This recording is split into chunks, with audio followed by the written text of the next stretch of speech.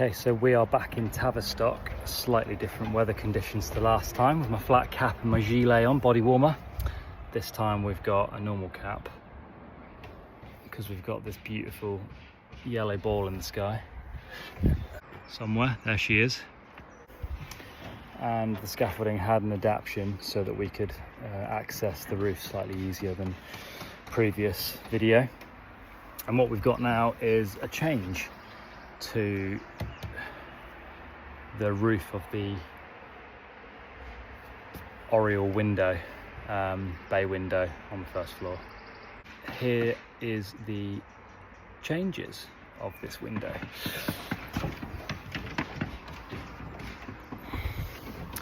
So what we've got now is we've utilised mop sticks to separate the bays. They're all code 6. In fact, this centre base code 8 because it's all we had. So a little bit overkill, but looks nice. If anything, all it's going to do is last a bit longer. But it's all going to serve a very, very long life. And we're slated back in, so the mops are all socketed here, and the lead comes up to around about here now. It's been bossed around the side here. We've made a drip plate, which is a piece of timber basically, so the ply roof comes down here and it just sort of ended around here, terminated, and just was quite poorly finished. So now it's got a drip plate bolted to the end at the same angle of the roof as the roof, and we've got a copper strap here, and the lead is returned around the copper strap, which prevents wind uplift. So it's all completely tight. The mops are all dressed in quite nicely, and yeah, one complete bay window.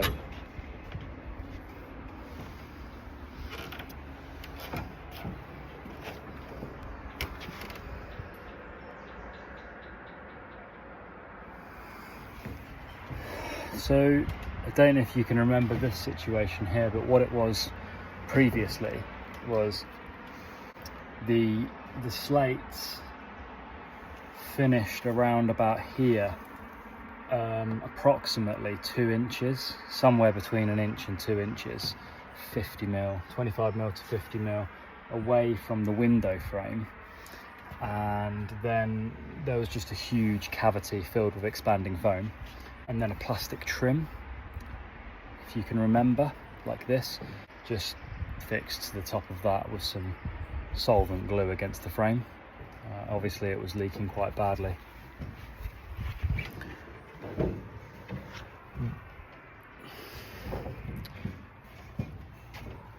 What we had planned on doing,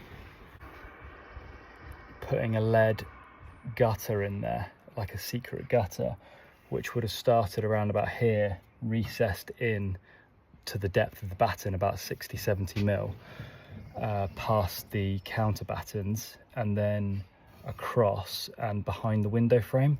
So then we could slate back into it, and any driving rain would go into this secret gutter and then come out here where we've welded this socket on. And didn't really work like that in the end, because we couldn't get to the back of the windows. There was too many fixing points and anchors and brackets and obstacles to overcome to get a clean return behind the frame. So what we did instead is we used a zinc flashing, and the zinc is about 150mm wide. It comes to about here, and we've pushed it in really tight to the frame. So it's hard metal, it's very rigid, and it's glued against the frame. So that's our first weathering point, and then on top of that we've slated it as well, up tight to the frame rather than away from it. So we've got a couple of points now that is protected there, and it looks quite nice as well.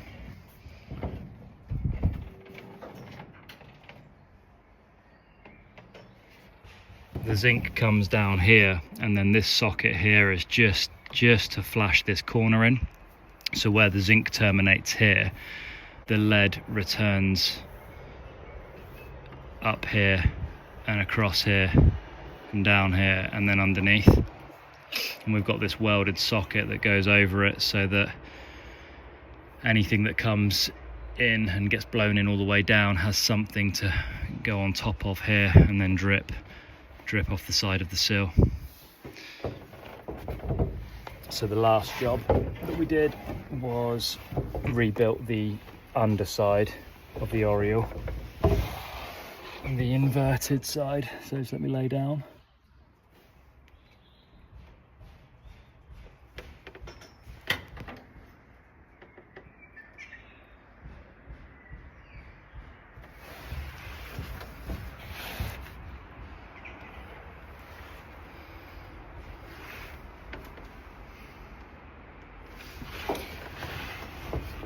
So it's quite tricky to fix it all. So these welts have about 4 copper straps holding this panel to here, and this side of the panel to here, and it's all locked into that. And then the top of it's just bolted with these lead dots to give it a cover flashing on the head fixings, and also just sort of finish the top of the window nicer. The apron comes up the slate and then up here about 100 mil all the way around. It's strapped in. It's all code 7, so pretty hefty. Maybe overkill, but it's so rigid that it stays still when you've got it into position. So most of our jobs are like that. Overkill, but thoughtful and considering the future. Yeah, that's how we do it.